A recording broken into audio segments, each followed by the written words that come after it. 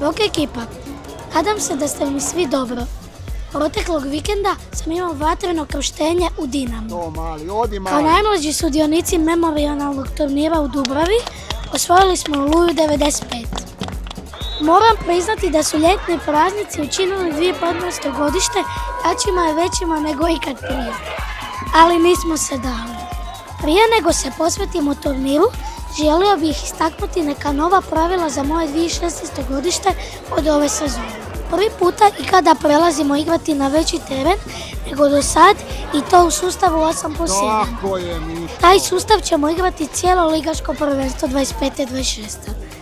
Što se tiče turnira, njega smo igrali u sustavu 7+1 na polovici velikog terena. Svakako novo i zahtjevno iskustvo za nas.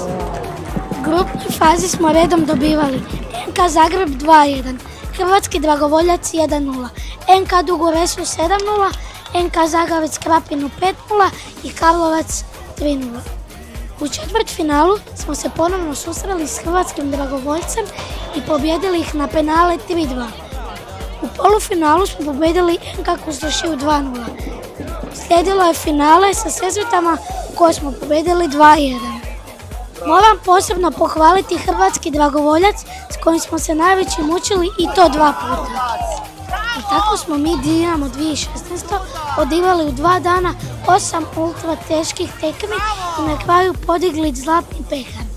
Na muci se poznaju junaci. Hvala vam na gledanju i vidimo se!